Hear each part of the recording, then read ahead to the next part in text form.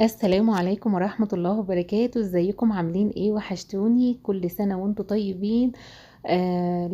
للأسف رمضان بيخلص. رمضان كده عدى كده بسرعة. سبحان الله له في ذلك حكم. النهاردة هنعمل مع بعض بسكوت البرتقال. تحضيرات العيد بقى. فأنا بحب أعمل النواه عموما قبل العشر الأخارة علشان أكون مركزة شوية في الصلاة والدعاء وكده. فبدأت بدري السنة دي شوية، وقلت بقى ايه كمان لو انتوا كمان هتعملوا افيدكم بحاجة. ده البسكوت اللي احنا عملناه مع بعض السنة اللي فاتت بالمكنة اليدوي. لكن النهاردة احنا هنعمله بالمكنة الكهرباء. تمام. قبل ما نبتدي الفيديو الجميل بتاعنا نصلي بينا الأول على الحبيب المصطفى. اللهم صل وسلم وبارك على سيدنا محمد وعلى آله وصحبه أجمعين. أول حاجة في مقادير البسكوت بتاعي هحتاج كوبايتين من السمنة. أنا استعملت هنا سمنة المراعي، كانت حلوة جدا في البسكوت. هنستعمل كوبايتين سمنة، طبعا تكون مليانة، مش ناقصة ولا حاجة. هنحطها في التلاجة تتجمد وبعد كده نطلعها. آه نحطها في الخلاط بتاعنا، في الكبة او في العجان بتاعنا ايا كان يعني.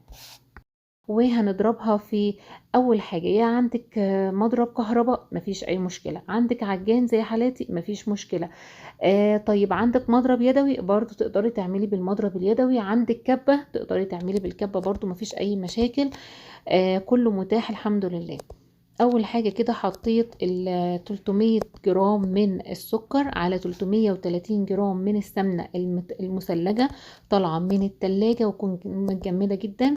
وهنضربهم كده بالمضرب، اي مضرب عندك. طبعا المضرب الكهرباء مش هياخد معاكي وقت كتير في الضرب ولا العجان، لكن المضرب اليدوي طبعا هياخد منك مجهود شوية لو انت مش عندك غيره. ولو بايدك برضو تقدري تعملي بايدك، بس طبعا هتاخد منك مجهود برضو.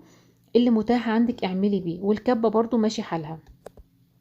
هنضرب بقى السكر بتاعنا مع السمنة، واول ما احس ان القوام بتاعي بقى كريمي كده وشكله حلو، هننزل بقى بالبيض بتاعنا اللي هو 3 بيضات بدرجة حرارة المطبخ، وننزل بيهم بيضة بيضة. تمام. هو ده كل اللي انا عملته. لسه بقى بقية المقادير. اول حاجة كده حطيت معلقة اسانس برتقان. وبعد كده هننزل بمعلقة واحدة من التانج، معلقة كبيرة من التانج، وهنا كده حوالي معلقة من الفانيليا. يعني الكيس من ده يعني حوالي نص معلقة نص معلقة صغيرة، لكن انا حطيت معلقة يعني كيسين. هنا كده حطيت 6 جرام من البودر، يعني معلقة صغيرة مليانة. هنا كده بقى معايا 100 جرام من عصير البرتقال، اقل كده من النص كوباية، اقل من نص كوباية. وكمان عليها نشادر البسكوت. حوالي انا حاطة 5 جرام نشادر بسكوت، 5 جرام نشادر بسكوت على 100 جرام عصير برتقال فريش مركز. 100 جرام يعني نص كوباية لحاجة بسيطة كده. وهقول حاجة بخصوص الجرامات دلوقتي. هنا كده بحط ذرة ملح وكده. تمام. ده كل المقادير بتاعتنا اللي احنا استعملناها. ده نوع الدقيق اللي انا استعملته النهاردة في البسكوت، تحفة جدا وكان حلو قوي مع البسكوت ما شاء الله. ما خدش مني مية كتير، ما خدش عصير كتير ولا حاجة. يعني يا دوبك اخد السمنه واخد ال 100 جرام عصير برتقان، 100 مللي سوري 100 مللي عصير برتقان، ما خدش اي حاجه اكتر من كده. هنا كده برضو لازم ننخله كده وندخل كده شويه هواء كده في الدقيق. آه بس كده هو كل اللي انا عملته بقى. هنخل الدقيق بالشكل دوت، وهنقص الدقيق في طبق تاني، وهقول لكم ليه دلوقتي. المقادير سهلة وهكتبها لكم ان شاء الله في صندوق الوصف. تحت الفيديو اضغطوا عليه، في سهم كده هتضغطوا عليه، المقادير هتكون ظاهرة قدامكم. هنا كده المفروض كنت قلبت الاسباتولا بتاعتي الخليط بتاعي قبل ما انقله، بس مش مشكلة يعني، ما فيش اي مشكلة عادي جدا. هننزل بقى بالخليط بتاعنا على الدقيق بعد ما نقصت الدقيق كده. مش هنحط الخليط كله على الدقيق مرة واحدة. تمام. على مراحل يعني. انا نقصت الدقيق وحطيت الخليط كده، وهنقلب بالمعلقة. البسكوت يا بنات مش بيتعجن خالص، مش بيتعجن. بنقلبه كده هو والبسكوت والكحك والبيتفور برضو، كل ده ما بيتعجنش. النواعم عموما كلها ما بتتعجنش. هنقلب كده بالمعلقة بس لغاية ما نقلب الخليط شوية في الدقيق، وبعد كده نلم العجين بايدينا. تمام. هنلمه مش هنعجن. هفضل بقى احط شوية دقيق ونقلب، وشوية كده ونقلب لما نخلص كيلو الدقيق بكله. لو حسيتي في الاخر ان العجينة بتاعتك ناشفة منك شوية، هتحطي معلقتين لبن او هتحطي معلقتين عصير برتقان تاني، مفيش اي مشكلة، مش هيحصل له اي حاجة. تمام. انت طبعا نوع الدقيق بتاعك غير الدقيق بتاعي، فانت تقدري انت هتبقي عارفة ملمس العجينة بتاعك محتاج مية ولا لأ. حطي مية، حطي عصير برتقان، حطي لبن، إيه اللي موجود عندك. هي دي كل المقادير بتاعتنا. عايزه اقول حاجه بخصوص الجرامات والكوبايه. نصيحه يا بنات، الحاجه بما انها في مصر غاليه جدا والاسعار بقت صعبه جدا، نصيحه بجمله الاسعار العاليه وانت عايزه تعملي بسكوت، عايزه تعملي حاجات حلوه للولاد في العيد وتفرحيهم، هاتي ميزان جرامات، هيفيدك جدا جدا وهتستفادي منه جدا. على الاقل على الاقل مفيش وصفه هتبوظ معاكي.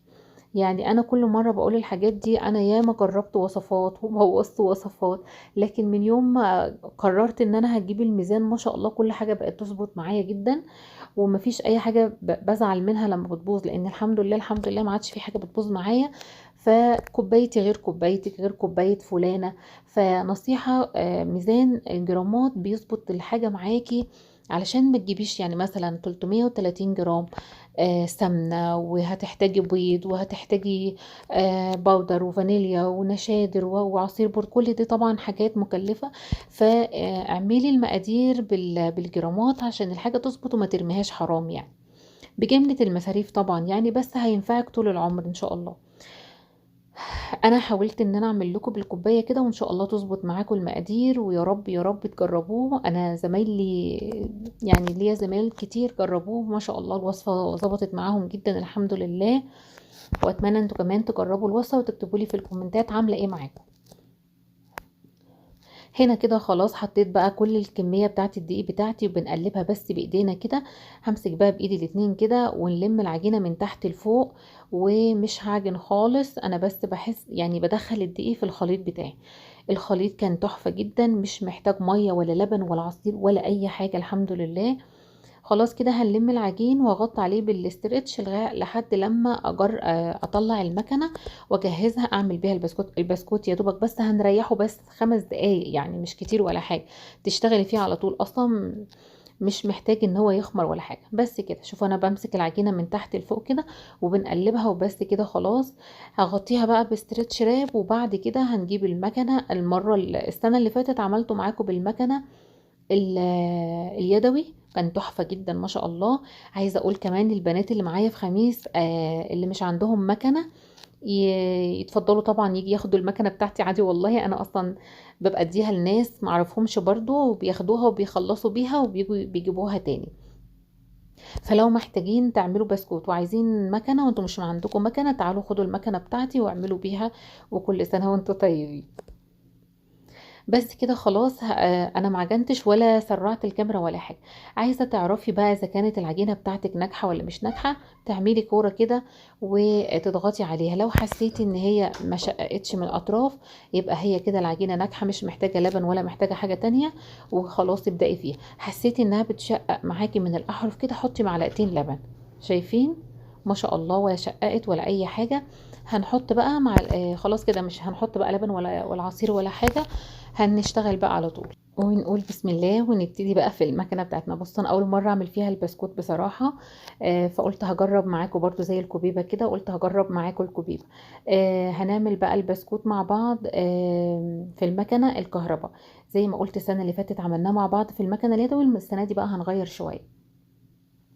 وعلى فكرة الاتنين ما يعني مش متعبين ولا حاجة، سواء دي او اليدوي مش متعبة ولا حاجة. لو معاكي ولادك طبعا هيساعدوكي وكده، والدنيا تظبط معاكي ان شاء الله. وطبعا الولاد اصلا فرحانين بالحاجات دي قوي يعني بصوا كأن في عيد عندنا النهاردة. هنا كده بقى هنمسك بقى قطعة قطعة كده وندخلها في المكنة بتاعتنا. طبعا وش المكنة ده اللي هو بتاع البسكوت ده كان بتاع المكنة اليدوي تمام، بس انا الحمد لله يعني اشتغل على المكنة بالكهرباء دي، فظبطت معايا يعني الحمد لله. تمام، هو ما كانش جاي معاها على فكرة. هنا كده بقى نحط العجين بتاعنا ونضغط عليه بالقالب اللي فوق اللي هو الاسود ده، والعجين بيطلع بينزل طبعا بسهولة جدا. فانت عايزة حد يبقى جنبك يعني اللي هو يشغلك المكنة ويفصلها، علشان تبقي ايه وانت تاخدي من المكنة وتقطعي طبعا. بس كده البسكوت ما شاء الله والله، ولا خد غلبة ولا حاجة، ولا بصوا في بسكوت كده بتقعدي تعملي فيه وتزودي كذا وتحطي كذا. لا الحمد لله من اول مرة ظبطت معايا الحمد لله. زي السنة اللي فاتت برضه كنت عاملاه معاكم من اول مرة ما شاء الله. هكتب لكم المقادير برضه بالجرام وبالكوباية في صندوق الوصف ان شاء الله، يا رب ما انساش وتستفادوا ان شاء الله. بارفور ده لعبة كده الولاد بيلعبوها اسمها اونو، فانا خدت استعرت منهم الكارت ده على اساس ان انا اقيس البسكوت عليه. انا بحب البسكوت كده يكون في طول واحد، وما يبقاش واحدة طويلة وواحدة قصيرة. حتى لو هيغلبني في الشغل بس مش مشكلة، انا عايزة البسكوتة تبقى ايه، كلها في طول واحد ويبقى شكلها حلو كده اثناء التقديم. وما شاء الله ما كسرش مني على فكرة ولا حاجة، طوله حلو جدا مناسب جدا. وكمان بعد ما استوى كمان يعني اللي هو ما تخافيش عليه انه يتكسر ولا حاجة، يعني حلو جامد. ما شاء الله كان تحفة جدا. اتمنى تجربوا الوصفة ديت. هنعمل بقى الكمية كلها ونشوف النتيجة في الاخر عاملة ايه. زي ما انتم شايفين كده كل البسكوت قايساه بالكارت ده. اي كارت عندك بقى، اي كارت فيزا، اي حاجة عندك هتقوم بالمهمة يعني. او مسطرة مثلا مفيش اي مشكلة. شفتوا بقى، دي ميزة برضو ان البسكوت كله كده يبقى شكل واحد في طول واحد، ما تبقاش واحدة طويلة واحدة قصيرة. مش هيبقى شكله لذيذ كده حتى لو الطعم حلو. برضو احنا لازم كده يعني وانتي بتقدميه كده لازم يبقى شكله حلو كده. بس خلاص هي دي طريقتنا بقى. مروان بقى استعرت مروان عشان يجي يساعدني في البسكوت، لان انا ما كنت المكنه زي ما انتم عارفين بتنزل العجين بسرعه جدا، فانت مش سعفه يعني مش قادره تسعفي. فلازم حد معاكي برضو يشغل لك المكنه وانت تاخدي وتقطعي وترصي وكده.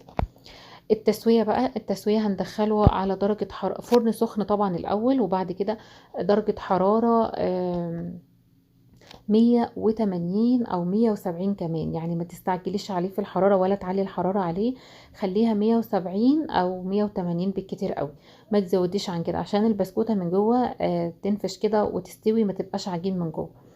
طبعا ده فيه نشادر، فانا كنت اول صاج كنت حاطه البسكوت ملزقاه شويه جنب بعض، بس هو فرش سيكه كده، بس لازم عشان هو فيه نشادر.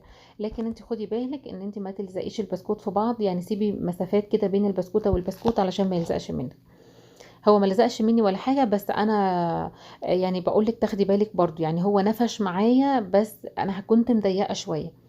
لكن هو ما فرش مثلا ان سكره كتير، وانت برضو خلي بالك من السكر ما يبقاش كتير. يعني لو قليل يبقى احسن ما يبقى كتير علشان ما يفرش منك. انا عامله 300 جرام، بالجرام 300، فاخاف ان انا اقولك وتظبطي يعني تعملي بالكوبايه وما يظبطش منك بالكوبايه.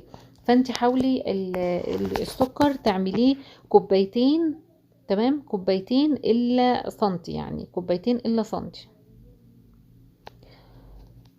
بس كده.